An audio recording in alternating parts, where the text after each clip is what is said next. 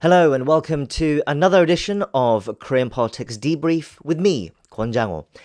And my word, it's been quite an extraordinary couple of weeks in Korean politics. The twists and turns in this election race have been more dramatic than a daytime soap, and we're specifically talking about the meltdown of the Conservative People Power Party and the wider Conservative base as well. I mean, I don't even know where to start, really. I've been thinking about what to say over the last couple of days. I simply just can't rehash everything that's happened because it would just take too long. There's just been too much that's happened. But I'll try to talk about some of the highlights, or lowlights, should we say, and give my 2 cents at the end as well.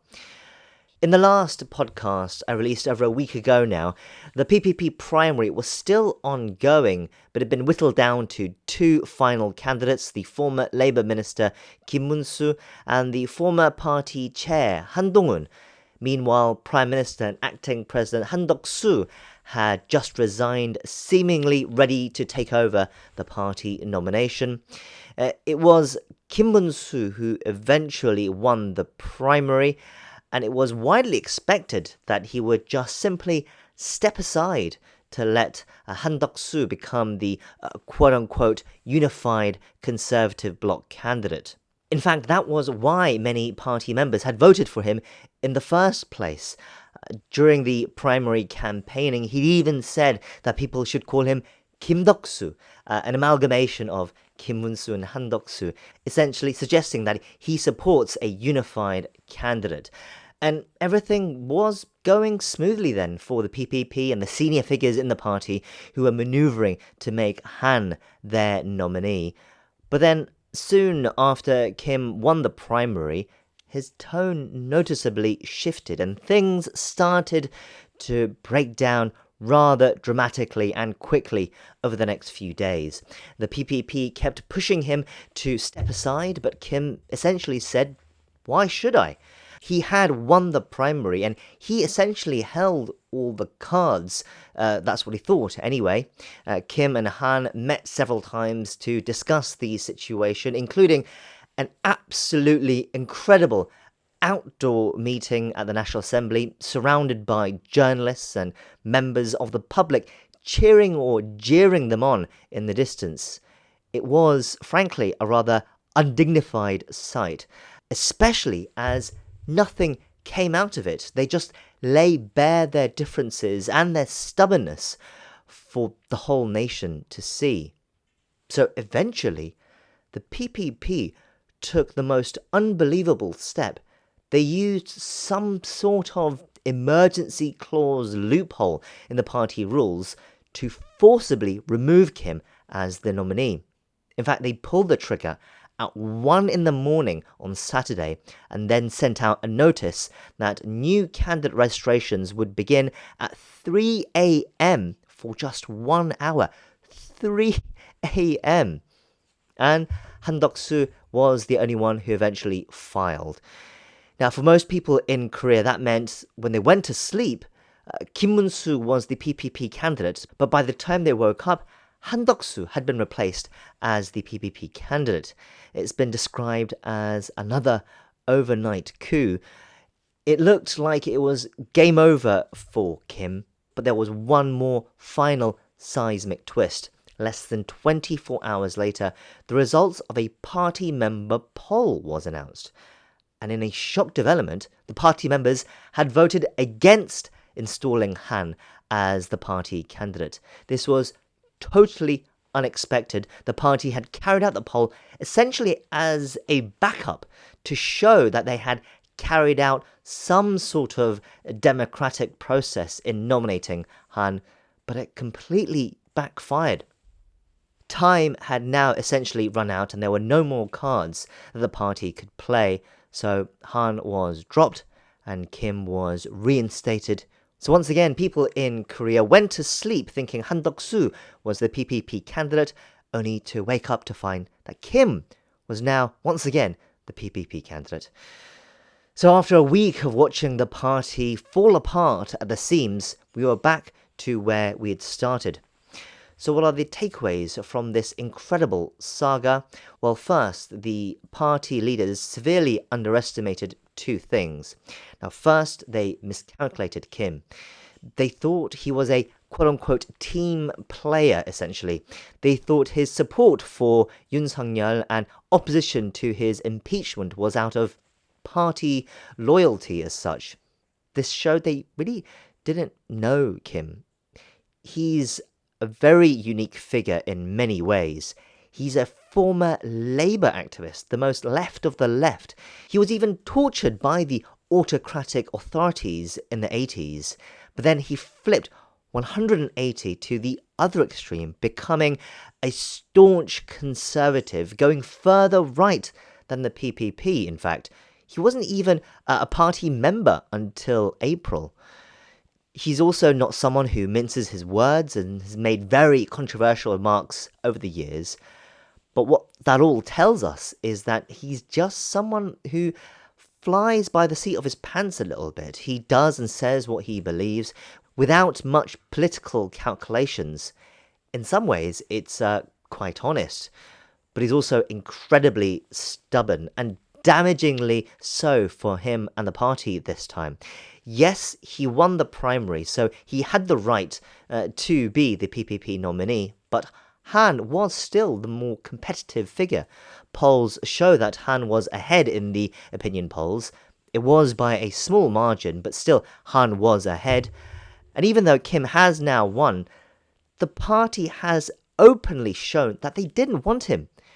His refusal to back down has in fact blown up the party, putting him in an impossible situation where he has to run in this election race now, while also trying to pick up the pieces of the party as well.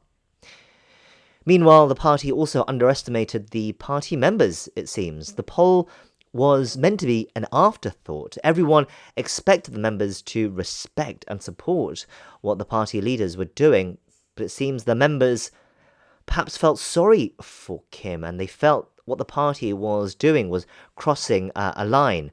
Plus, I think many party members were moved by Kim and respected his position for continuously sticking by President Yoon, even when everything was falling apart around him. The party members were perhaps not as politically tactical or calculating in their thinking. They were just going with their hearts. The party took both Kim and the members for granted. Meanwhile, I've seen people asking online, why is the PPP having this meltdown in the first place to pick a candidate who's just going to lose to Lee Jae-myung anyway? Well, the analysis is that really it's not about actually trying to win this election. Sure, Han Duck-soo was perhaps the more moderate choice who could appeal to a wider voter base and therefore have more of a fighting chance against Lee Jae-myung, but that was still going to be a long shot. It wasn't about winning this election, as I said, but it was about the senior figures and factions in the party wrestling for control over the party, especially for what it means after the election. In fact, there are already reports now that the PPP have given up on the election with Kim's nomination, and that they're preparing now for who will take control over the party once the election is over. There is this sense that there's going to be quite an almighty battle, especially because the credibility of the party has taken an almighty beating as well, with Yoon and martial law and impeachment and this latest Kim-Han saga. In the meantime, they still do have to fight the election, of course, so what can we expect from Kim? Well, we're already starting to see now how controversial of a candidate Kim is. He has, as I said, a long history of inappropriate remarks and controversial takes, and they're starting to appear once again. There will be so much fodder, past and present, for the DP and their supporters to exploit, and expect more controversial comments from Kim to come soon. But that does also mean that the mudslinging could reach unprecedented levels. Neither Kim nor the DP candidate Lee Jae-myung are known to be figures of restraint. And even if they want to be, I think they will be severely tested. There's plenty of mud to be thrown about, and I do have a fear that it's going to get very messy indeed. I don't think it will particularly affect the outcome though, especially after Lee is now out of the woods when it comes to his legal troubles. That's during this election anyway. So that is another thing that we have to backtrack on, another thing we should mention that has changed since the last podcast. In the last podcast, the Supreme Court had just overturned Lee Jae-myung's non-guilty verdict on the election law violation case and had sent it back to the High Court to be retried. The question was whether the High Court would rush another verdict before the election. Well, the High Court did eventually hit the brakes on that situation last week. The court said it would carry on with the hearings on the case after the election on June 18th. Other cases have been postponed as well, so this all means that he has no legal issues to worry about until after the election. And it really is now up to the public to decide on whether they do want to elect a man who has all this legal baggage surrounding him. But still, the most likely outcome is that he will win this race. All the polls show him in the lead by some 20 points. He just has to stay out of trouble, essentially, and perhaps not let Kim get under his skin. So the TV debates could be quite a sight to watch now. Finally, there's one more thing that I wanted to talk about before I wrap up, and that is, what will the minor Conservative Party candidate Lee Jun-seok of the new Reform Party do? Currently, he's polling at around 8%, and that is mostly right-leaning voters.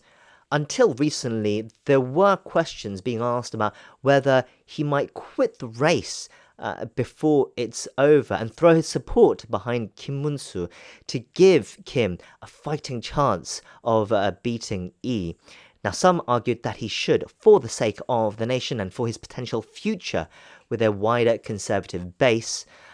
But the events over the last couple of weeks, I think, will make it more easier for him now not to drop out and stay in the race, even if it means splitting the Conservative vote and virtually guaranteeing Lee's election win. After the debacle of the Kim Han saga, he will look to show that he's the new face of Korean politics going forward now. So it means he's going to have to start attacking both Lee and Kim now. He's going to have to tackle both fronts. But for him to be a credible figure for Conservative politics going forward, he will also, of course, have to increase his vote share in the end. It's unlikely that he will overtake Kim, but he will need to at least make Kim and the PPP sweat. I feel he will need to win at least 10% of the vote share to be considered the future of conservatism in Korea. Okay, so the final stretch of the election is now on. I think the TV debates, as I said, will be really interesting to watch now, especially if Lee Jae-myung and Kim Moon-soo start slinging mud at each other. And it'll be interesting to see who Lee Jun-seok attacks more as well. In the meantime, no interview for the podcast this week. There were just too many moving parts to have a discussion that would be relevant. I mean, over the last 2 weeks, this needed to be a daily podcast to keep up with everything. And even then, I think I would have struggled to keep up. It's been breathless, but expect more drama to come in the next 3 weeks. Perhaps not as dramatic as what we've seen over the last 2 weeks, considering how far ahead Lee is in the polls. But there will definitely be more twists and turns. I'm pretty sure about that. Right, that's where I'll sign off for this week. Please get in touch if you have any comments, questions, or suggestions at koreanpoliticsdebrief@gmail.com. In the meantime, thank you once again for listening, and bye for now.